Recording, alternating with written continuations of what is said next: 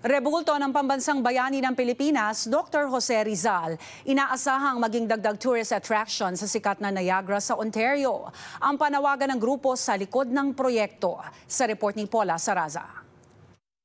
Pag nagpunta sila sa Niagara Falls, they see the falls, or they can spend their money at the casino. They can see the monument of Dr. Jose Rizal. Kasado na ang pagpapatayo ng rebulto ni Dr. Jose Rizal sa Niagara Parks, kung saan tanaw din ang sikat na Niagara Falls. Magiging makasaysayan daw ang proyektong ito na pinangungunahan ng Jose Rizal Memorial Niagara na pagbibigay pugay hindi lamang sa pagiging pambansang bayani ng Pilipinas. Si Rizal din kasi ang kauna-unahang Pilipino na naitalang bumisita sa lugar noong May 12, 1888. Sa Canada, there are about 6 or 7 monuments or statues that are installed all over Canada. Pero dito sa Niagara Falls, wala.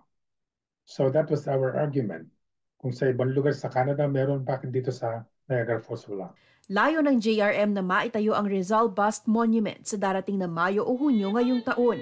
Bilang paggunita sa Filipino Heritage Month, Araw ng Kalayaan at Buwan ng Kaarawan ni Rizal. Without those monuments, rebulto, makakalimutan ito ng mga tao.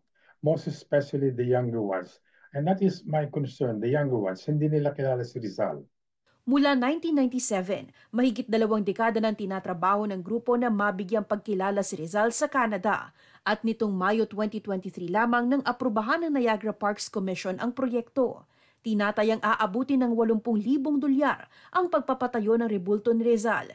Bagamat may ilang mga fundraising events nang isinagawa, nananawagan ng JRM sa komunidad para makaipon pa ng dagdag pondo. I know na kukulangin ito eh. So we need the support of other kababayans, and we're going to solicit with our individual friends, and also we would like to seek help from businesses and corporations. Phase 1 pa lamang ng kanilang proyekto ang itatayong Rizal Bust. Susundan daw ito ng Casa Rizal, isang espasyo kung saan itatampok ang iba't ibang memorabilia ng bayani, magsisilbing aklatan para sa mga interesadong pag-aralan ng Philippine history at culture, at lugar para ipagdiwang ang lumalaking Filipino community sa Canada.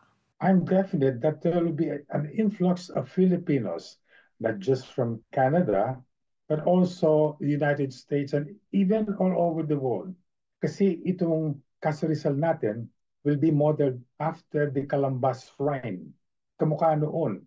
So basically, they don't have to go to Calamba to see the house of Dr. Jose Rizal where he was born. Paula Saraza, Omni News, Toronto.